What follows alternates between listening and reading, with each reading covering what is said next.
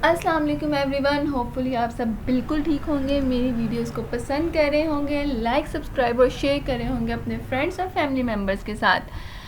आज हमारा Amazon free course का लेक्चर 8 स्टार्ट हो चुका है और पिछले सारे लेक्चर में मैंने आप लोगों को प्रोडक्ट हंटिंग से रिलेटेड मैक्सिमम इंफॉर्मेशन प्रोवाइड करने की कोशिश की ताकि आपको प्रोडक्ट हंटिंग से रिलेटेड कोई मसला ना हो सके। लेकिन मुझे पता है कि एक ओवरव्यू देना बहुत ज़रूरी होता है ताकि सारी चीज़ें असेंबल हो जाए, सारी चीज़ें तरतीब में आ जाए और हम उन्हीं इंफॉर्मेशन को एक दफ़ा रिवाइज़ कर लें, एक दफ़ा देख लें कि हर चीज़ हम कैसे परफॉर्म कर सकते हैं। प्रोडक्ट हंटिंग हम शुरू कहाँ से करेंगे और उसको एंड कहाँ करेंगे। लेकिन इसके लिए भी ज़रूरी है कि आपने पिछली वीडियोस डिटेल वाली वीडियोस देखी हों, क्योंकि इस वीडियो में मैं जस्ट आप लोगों को रेफरेंस दूंगी कि इस तरह किया जा सकता है और हमने इस तरह अपनी पिछली वीडियोस में देखा था। सो लेक्चर 1 से लेना मत भूलिएगा। स्टार्ट करते हैं अपना लेक्चर। यहाँ मेरे पास मौजूद है प्रोडक्ट हंटिंग का पूरा प्रोसीजर। मैं आपको इसके नोट्स भी प्रोवाइड कर दूँगी और आपको इसके अकॉर्डिंगली गाइड भी करती जाती हूँ, करके भी दिखाई जाती हूँ। Look for keyword from everywhere, मतलब सबसे पहले जो हमारी प्रोडक्ट, अगर हमने कोई भी प्रोडक्ट फाइंड कर ली है तो हमारा सबसे पहला जो तरीका है वो यही है कि हमने उस प्रोडक्ट का सबसे पहले कीवर्ड फाइंड करना है हर टूल से। ये नहीं हमने करना कि हमने सिर्फ हीलियम 10 पे या हमने सिर्फ और सिर्फ मर्चेंट वर्ड पे भरोसा कर लेना, नहीं। हमने हर टूल जो मैंने आपको करना भी सिखा दिया, कीपा भी सिखा दिया, मैंने आपको हीलियम 10 से भी करना सिखा दिया, मर्चेंट वर्ड से हम सर्च वॉल्यूम फाइंड करते हैं, उसका कोई लेंथी प्रोसेस नहीं है। GS भी मैंने आपको दिखा दिया और आप लोगों ने देखना है कि उसकी जो सेल्स है उसकी सब कुछ कंसिस्टेंट है या नहीं। जो क्राइटेरिया मैंने आपको पिछले लेक्चर्स में बताया उन सब को आपने ध्यान में रखते हुए आपने इन टूल्स को यूज़ करना है। और किसी एक टूल पे आप यकीन नहीं कर सकते, कोई एक टूल हमें एग्जैक्ट इन्फॉर्मेशन नहीं दे सकता। हमने देखना है कि क्या सारे टूल्स में एक ही रिज़ल्ट शो हो रहे हैं, उसका सेल्स वॉल्यूम, उसका मंथली सेल्स सब कुछ कंसिस्टेंट है या नहीं। नेक्स्ट स्टेप है हमारा ये वाले प्राइमरी कीवर्ड फाइंड करना। मैंने आपको बताया था कि कितना हमारे लिए ज़रूरी है और प्राइमरी कीवर्ड फाइंड करने के लिए हमें इस प्रोसेस को अगेन एंड अगेन करना है ताकि हमें प्राइमरी कीवर्ड फाइंड करने में कोई मुश्किल ना हो और कोई कंफ्यूजन ना रहे। ये ना हो कि हम अपना सेकेंडरी कीवर्ड प्राइमरी की तरह जगह यूज़ करके हम पूरी लॉन्च कर लें और बाद में हमें पता चले कि ये तो प्राइमरी कीवर्ड था ही नहीं। तो इसका हमने ख़ास ख्याल रखना। और पिछले लेक्चर्स में मैं आपको हीलियम 10 के थ्रू बता भी चुकी हूँ कि कैसे हम प्राइमरी कीवर्ड फाइंड करेंगे, तो वो वीडियोस लास्ट में देख लीजिए। फिर हमने मर्चेंट वर्ड को सर्च करना है, उससे सर्च वॉल्यूम हमें पता चलेगा। प्रोडक्ट का सर्च वॉल्यूम का क्राइटेरिया भी मैंने आपको पीछे बताया हुआ है। मैग्नेट को यूज़ करेंगे, उसके थ्रू हम डिफरेंट कीवर्ड्स फाइंड करेंगे, उनको हम सॉर्ट आउट करेंगे सर्च वॉल्यूम के अकॉर्डिंग, जो मैंने आपको पिछली वीडियोस में दिखाया था। और देखेंगे कि क्या सबसे ज़्यादा सर्च वॉल्यूम वाले प्रोडक्ट पे हमारी प्रोडक्ट है और क्या हमारे प्रोडक्ट का वही मेन कीवर्ड है या नहीं।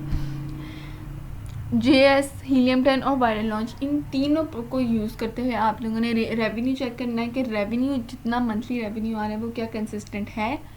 Product consistency is done on Amazon search results. When if you see consistency results in images, then it is consistent product. मतलब ये है इसका कि अगर आपने जब Amazon पे अपनी प्रोडक्ट सर्च करनी है, जो नीचे आपको रिजल्ट्स आएंगे अगर तो वो सारे एक जैसे होंगे, मतलब उनकी इमेजेस एक जैसी मिलती जुलती होंगी, तो इसका मतलब है कि हम ठीक प्रोडक्ट पे हैं और हमारे प्रोडक्ट की कंसिस्टेंसी ठीक है। हमारी जो प्रोडक्ट है वो कोई यूनिक नहीं है। ये नहीं है कि एक सेलर किसी और डिज़ाइन की प्रोडक्ट सेल कर रहा है, दूसरा किसी और, तीसरा किसी और, मतलब हर जो सेलर है वो डिफरेंट टाइप्स की प्रोडक्ट सेल कर रहा है। ऐसी प्रोडक्ट्स में हमें नहीं जाना है। तो हमें ऐसे प्रोडक्ट्स में जाना है जो तकरीबन सारी एक जैसी सेल करते हो, ताकि हमें पता हो, यकीन हो कि ये प्रोडक्ट सेल हो रही है अमेज़ॉन पे और लोग इसे लाइक कर रहे हैं। रेवेन्यू भी कंसिस्टेंट होना चाहिए टॉप सेलर्स का, ये भी पीछे हमने क्राइटेरिया में देख लिया था। हमेशा अपनी प्रोडक्ट अपने बजट के अकॉर्डिंग आपने हंट करनी है। ये नहीं करना कि आपके क्लाइंट का बजट $10,000 है और आप ऐसी प्रोडक्ट में चले गए हैं जिसके रिव्यूज़ इतने ज़्यादा हैं और जिस पे हमारा बजट 20,000 से भी ज़्यादा लग रहा है। तो आपने हमेशा अपने बजट को मद्देनज़र रखते हुए फिर आपने कोई प्रोडक्ट डिसाइड करनी है। अच्छी प्रोडक्ट वही होती है जिसकी हाई डिमांड होती है और लो कंपटीशन होता है। उसमें कंपटीशन कम होता है, रिव्यूज़ कम होते हैं, लेकिन उसकी डिमांड, उसका सर्च वॉल्यूम बहुत ज़्यादा होता है। नेक्स्ट हम देख रहे हैं क्लाइंट के साथ आपने कैसे बात करनी है, क्लाइंट को आपने कैसे प्रोडक्ट की रिक्वायरमेंट बतानी है और कैसे क्लाइंट के साथ आपने डील करना है। आपने कभी भी अपनी प्रोडक्ट की रिक्वायरमेंट्स खुद क्लाइंट को नहीं बतानी कि मैं ऐसी प्रोडक्ट चाहता हूँ। हमेशा उससे पूछें कि आप कैसी प्रोडक्ट चाहते हैं। आप उसे सजेशंस दे सकते हैं, आप उसे सजेशंस इस तरह दे सकते हैं कि मेरे अकॉर्डिंगली इस कैटेगरी की प्रोडक्ट और इस तरह की जो खसूसियात होने चाहिए प्रोडक्ट में, वो एक अच्छी प्रोडक्ट होती है। लेकिन कभी भी आपने उस पर अपना डिसीजन इम्पोज नहीं करना। सारे जो टूल्स का रिजल्ट्स आपने उसको दिखा देना। जब आपको वो कोई प्रोडक्ट कोई अपनी कैटेगरी बताएगा या फिर वो किसी कैटेगरी में कहेगा या फिर वो आपको कोई क्राइटेरिया बताएगा कि मुझे इस टाइप की प्रोडक्ट चाहिए, तो आपने उसको 3 या 4 जितने भी आपके पास टूल्स हैं उन सब के अकॉर्डिंगली उसको दिखाना है और उसका कंपैरिजन दिखाना है कि इस प्रोडक्ट इन सब टूल के अकॉर्डिंग ये रिजल्ट्स आ रहे हैं। तो इस तरह आपकी वैल्यू ज़्यादा बढ़ेगी। मैंने वही बात बताई कि आपने क्लाइंट को क्राइटेरिया कभी नहीं बताना, आपने उससे क्राइटेरिया पूछना है और उसके क्राइटेरिया के अकॉर्डिंग आपने फाइंड करके दिखाना है। अब जो आपको क्लाइंट कहेगा, जो टूल आपको क्लाइंट यूज़ करने के लिए कहेगा, आपने वही टूल यूज़ करने। अगर वो कह रहा है कि सिर्फ जीएस के थ्रू मुझे प्रोडक्ट हंट करके दिखाओ, तो आपने सिर्फ जीएस यूज़ करना। अगर वो कह रहा है हीलियम 10 के अकॉर्डिंग, तो आपने हीलियम 10, मतलब जैसे आपका क्लाइंट कहेगा आपने वैसे ही प्रोडक्ट हंट करके दिखानी है। आपने क्लाइंट को पहले ही बता देना है कि इस आपकी प्रोडक्ट पे इतना बजट कंज्यूम होगा, इतनी आपकी सेल्स आएंगी, इतना आपका रेवेन्यू जनरेट होगा, इतना आपका प्रॉफिट मार्जिन होगा, ताकि उसको पहले से ही सारी चीज़ों का अंदाज़ा हो। ओके, अब हम कीवर्ड्स को देखने चलते हैं। कीवर्ड्स जो है हमारे लिए बहुत इंपॉर्टेंट रोल प्ले करते हैं। मैंने आपको पहले भी बता चुकी हूँ कि हमारी जो मेन सेल्स हैं वो प्राइमरी कीवर्ड से आती है, मेन कीवर्ड से आती हैं। तो आपके लिए फिगर आउट करना सेकेंडरी कीवर्ड के बजाय प्राइमरी कीवर्ड को बहुत ज़रूरी है। और कैसे फाइंड करते हैं ये भी मैंने पिछले वीडियोज़ में बता चुकी हूँ।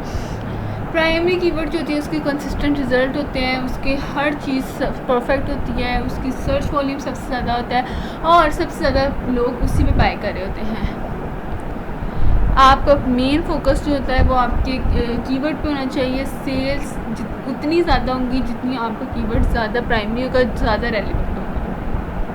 जीएस के बारे में अब हम देखते चलते हैं कि जीएस का जो स्कोर होता है वो कंपटीशन के बेस पे होता है। जितना स्कोर ज़्यादा होता जाता है उतना ही ज़्यादा अच्छी प्रोडक्ट होती है, उतना ही हाई डिमांडिंग प्रोडक्ट होती है और लो कंपटीशन प्रोडक्ट होती है। तो जीएस को आपने हमेशा कंसिडर करना है। और जैसे हमने जीएस को एनालाइज किया था प्रोडक्ट को जीएस को यूज़ करते हुए, वो मैंने आपको पिछली वीडियो में दिखाया था, वो भी आपको पता होगा। अगर नहीं पता तो वो वीडियो लास्ट में देख लीजिए। हीलियम 10 में हम लोग मैग्नेट यूज़ करते हैं, सेरिब्रो यूज़ करते हैं अपने मेन कंपेटिटर का भी कीवर्ड, टॉप कीवर्ड फाइंड करने के लिए और अपनी प्रोडक्ट का मेन कीवर्ड फाइंड करने के लिए। नेक्स्ट हमारे पास आ रहता है पेटेंट। मैंने पिछली वीडियो में आपको पेटेंट के बारे में बताया कि पेटेंट वो होता है कि अगर किसी बंदे ने अपना डिज़ाइन का या अपने यूटिलिटी का बना लिया पेटेंट, तो आप वो चीज़ सेल नहीं कर सकते। तो पेटेंट चेक करना बहुत ही ज़रूरी है।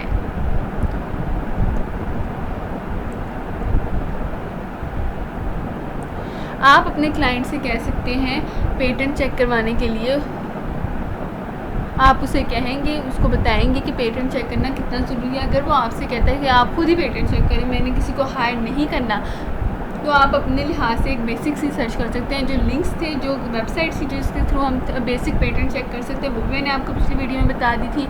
हम इस तरह वीडियो से पेटेंट चेक कर लेंगे और फिर हम देखेंगे कि अगर आपका आपका क्लाइंट है वो मान जाए कि हाँ ठीक है हम पेटेंट चेक करवा लेते हैं, तो आप अपने जो भी फाइबर पे या पे सर्विसेज प्रोवाइड कर रहे हैं उनके रिव्यूज़ देख के उसको अच्छी तरह एनालाइज करके कि ये बंदा अच्छा है, फिर अपने क्लाइंट को बताएंगे ताकि आपके क्लाइंट आपको अच्छा जान सके कि इसने कोई काम किया। अच्छा, इमेजेस चेक करनी होती है पेटेंट की, रजिस्टर्ड नहीं होना चाहिए पेटेंट, तो हमारी प्रोडक्ट अच्छी होती है। यहाँ पे हम देख रहे हैं ऑर्गेनिक रैंक के बारे में। ऑर्गेनिक रैंक के बारे में मैंने आपको कंप्लीट डिटेल बता दी हुई है कि जितना बीएसआर ज़्यादा होता है उतना जो ऑर्गेनिक रैंक होता है वो कीवर्ड का होता है और जो बीएसआर होता है वो पूरी कैटेगरी का होता है। बीएसआर जितना कम होता है हमारी सेल्स उतनी ही ज़्यादा होती है। कभी भी आपने जेनेरिक कीवर्ड को नहीं चूज़ करना है। या जेनेरिक कीवर्ड का मतलब ये होता है कि आपने अपने पास से कोई कीवर्ड उसका जनरेट कर दिया। मतलब आपने मोबाइल फ़ोन चार्जर देखा तो आपने उसको मोबाइल फ़ोन चार्जर लिख दिया, आईफोन चार्जर या कोई भी अच्छा चार्जर, आपने उस कंपनी का नाम नहीं लिखा। ये जस्ट एक एग्जांपल है।